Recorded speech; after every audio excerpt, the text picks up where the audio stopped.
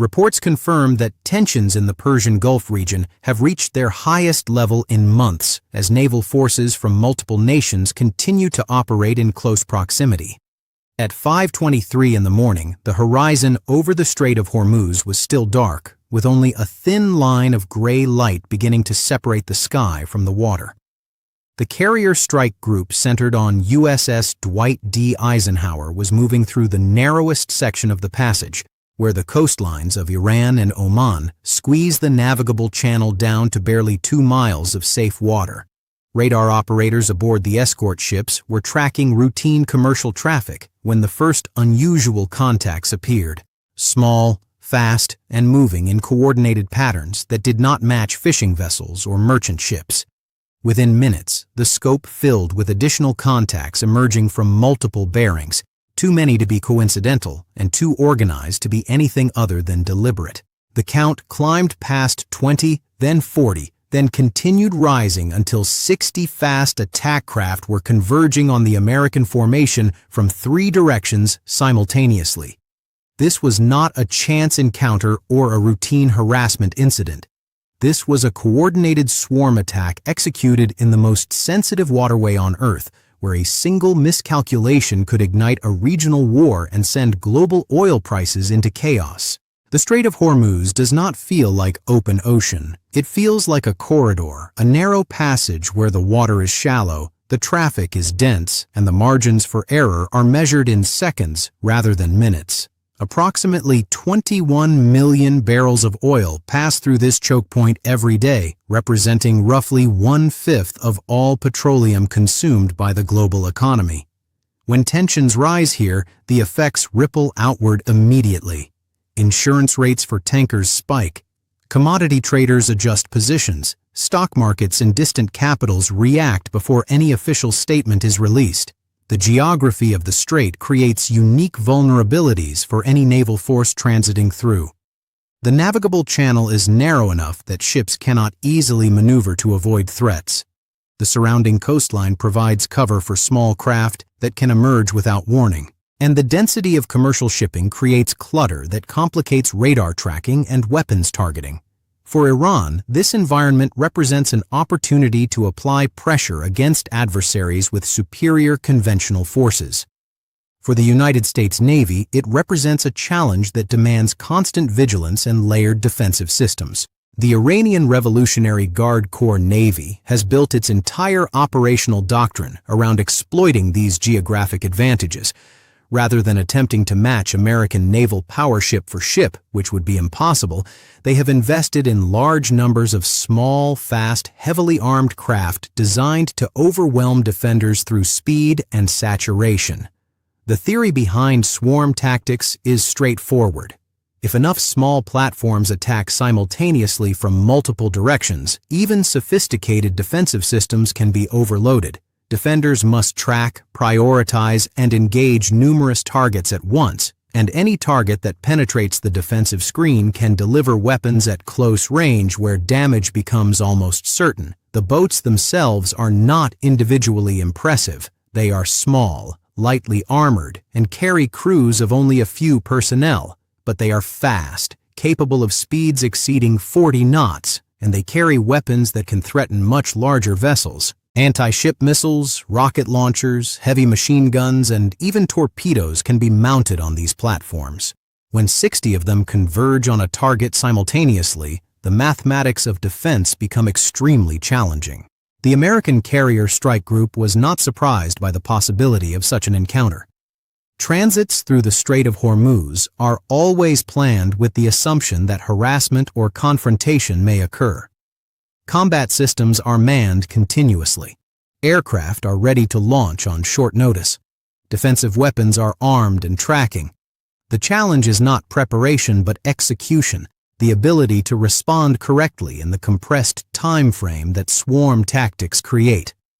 When the radar picture began filling with contacts, the strike group shifted immediately from transit posture to defensive posture. Escorts adjusted their positions to create overlapping fields of fire. Helicopters prepared for launch. Fire control systems began tracking individual contacts and calculating engagement solutions. The carrier itself maintained its course and speed, relying on the defensive screen to protect it while preserving the stability needed for flight operations. The Iranian boats did not approach cautiously. They came in hard, engines at full throttle, wakes spreading behind them in long white scars across the dark water. The formation was not random. Lead boats pushed forward in the center while flanking elements spread wide to create cross angles that would force defenders to divide their attention. Some boats moved in straight lines while others zigzagged, varying their approach vectors to complicate targeting solutions. The pattern suggested rehearsal and coordination, the execution of a plan that had been practiced and refined. As the range closed, the boats began spreading out further, creating a wider net that would be harder to collapse with concentrated fire. Each boat became a separate problem that had to be tracked and engaged individually. The swarm was testing whether American defenses could handle the volume of simultaneous threats that Iranian doctrine promised would overwhelm any opponent. The first defensive response came from the outer layer, guided missiles launched from the vertical launch systems aboard the escort destroyers. These weapons were designed specifically for engagements against small, fast surface targets. They accelerated away from the ships and curved toward their assigned contacts, covering miles in seconds. The first impacts occurred almost simultaneously, two boats in the lead formation disappearing in bright flashes that threw spray and debris across the water. The explosions were not dramatic in the Hollywood sense. There was no sustained fireball or towering mushroom cloud. The boats simply ceased to exist, replaced by spreading circles of wreckage and fuel that the following craft had to navigate around. The psychological effect of those first kills was immediate and visible.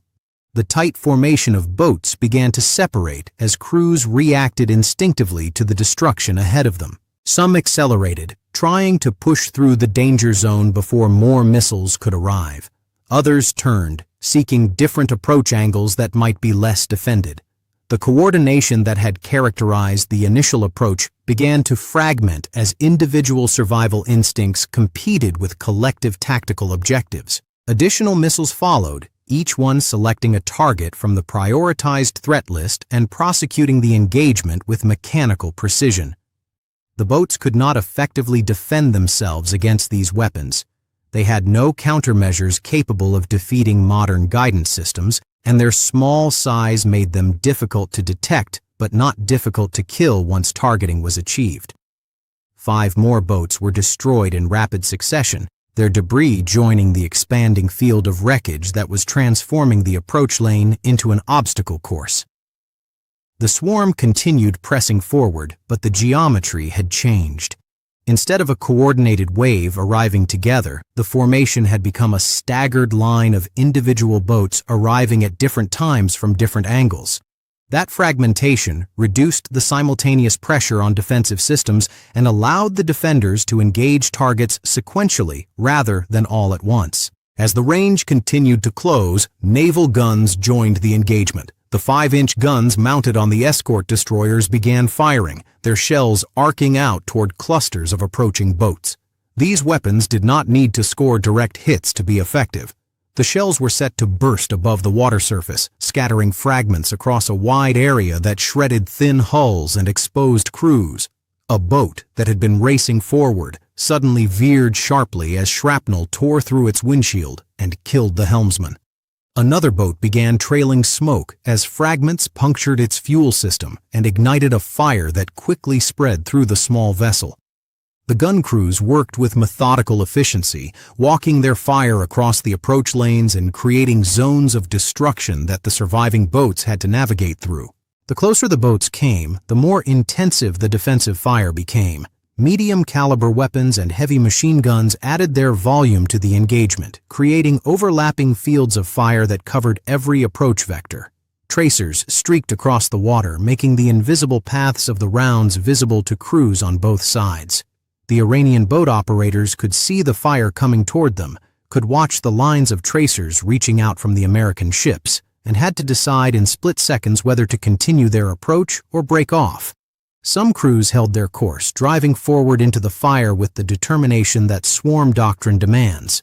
Others turned away, overwhelmed by the volume of incoming rounds and the destruction they were witnessing ahead of them. The coherence of the attack was collapsing faster than the Iranian planners had anticipated. The final defensive layer activated when the surviving boats reached close range. The Phalanx close-in weapon systems aboard the American ships are designed specifically for this moment, the last seconds before an incoming threat reaches weapon release range. The systems operate autonomously, tracking targets with radar and engaging them with a stream of 20mm rounds so dense that it creates a nearly solid wall of metal between the ship and the threat. When the Phalanx mounts began firing, the sound was unlike anything else in the engagement. A sustained, tearing roar that overwhelmed all other noise and seemed to fill the entire space around the ships. Boats that had survived the outer defensive layers now faced weapons that could fire thousands of rounds per minute with computer-controlled precision. The rounds tore through light hulls, shredded engines, and killed crews with brutal efficiency. Boats that had been closing at high speed were stopped almost instantly, reduced to drifting wreckage within seconds of entering the engagement envelope. The attack broke completely within 8 minutes of the first missile launch. The boats that survived the defensive gauntlet were not retreating in good order. They were fleeing, their crews abandoning any tactical objective in favor of pure survival. Some boats turned so sharply that they nearly capsized, their wakes curling behind them as they accelerated away from the American formation. Others simply went dead in the water, their engines destroyed, or their crews incapacitated, drifting among the wreckage of their companions. The sea that had been filled with fast-moving threats was now scattered with debris, fuel slicks, and the hulls of destroyed or disabled craft. 18 boats had been destroyed outright, reduced to fragments and wreckage that would wash ashore along both coastlines in the days to come. 22 more were damaged seriously enough that they could not continue the engagement, drifting or limping back toward Iranian waters with crews tending to wounded personnel and failing systems. The remaining boats had fled, carrying with them the memory of what happened when their doctrine met American defensive capabilities in the narrow waters of the strait. The carrier strike group emerged from the engagement without a single casualty and without a single hull penetrated by enemy fire. The defensive screen had worked exactly as designed, absorbing the swarm attack and destroying it before any threat could reach weapon release range against the carrier or its escorts. The ships continued their transit through the strait at the same speed they had maintained before the engagement began. Flight operations resumed on schedule. Watch teams returned to their routine duties of tracking traffic and monitoring the surrounding waters. The absence of damage was itself a message, one that communicated more about the balance of power in these waters than any diplomatic statement could convey. The strategic implications of the engagement extended far beyond the immediate tactical result. For Iran, the outcome represented a serious setback for the doctrine that had been the foundation of their naval strategy for decades. Swarm tactics depend on the belief that numbers and speed can overwhelm sophisticated defenses. That belief had been tested in the most challenging environment Iran could choose, and it had failed comprehensively. The boats that returned to Iranian ports carried crews who had witnessed the destruction of their companions and understood in visceral terms what happened when they faced a prepared opponent. That knowledge would spread through the Revolutionary Guard Corps Navy and would influence planning for future operations. The confidence that had sustained the swarm doctrine was damaged in ways that could not be repaired by replacing destroyed boats. For the United States and its allies, the engagement demonstrated that presence and capability in the strait remained credible. Partner nations that depend on safe passage through Hormuz watched as the most valuable naval asset in the American fleet continued its mission without interruption, despite facing 60 attackers simultaneously. That continuity was the reassurance. Insurance markets that had been calculating increased premiums for tanker traffic received evidence that the protection was real and effective. Oil prices that might have spiked on news of a confrontation remained stable because the confrontation had ended so decisively. The economic dimension of the outcome was as important as the military dimension because the strait matters to global commerce in ways that dwarf its significance as a military operating area. Looking forward, the engagement does not close the chapter on confrontation in the Strait of Hormuz. Iran retains significant capabilities that were not tested in this encounter. Sea mines remain a persistent threat that can be deployed covertly and can damage ships without direct engagement. Coastal anti-ship missile batteries can reach into the strait from positions that are difficult to target without escalating to strikes against Iranian territory. Unmanned systems and loitering munitions offer new options for applying pressure without risking crewed platforms. The swarm doctrine itself may be refined rather than abandoned, with future attempts incorporating different tactics designed to address the weaknesses exposed in this engagement. The strategic competition in these waters is ongoing, and a single decisive outcome does not end it permanently. What the engagement demonstrated is that meeting American naval power directly in surface combat is extremely costly for adversaries who lack comparable technology and training. The layered defensive systems aboard modern carrier strike groups are designed specifically to defeat the kind of saturation attack that Iran attempted. They succeeded comprehensively, and that success carries implications for how future confrontations may develop. Adversaries who witness the outcome will consider alternative approaches that avoid the strengths demonstrated in this engagement. The balance of power in the strait has been clarified, but the competition for influence and control continues beneath the surface of apparent calm.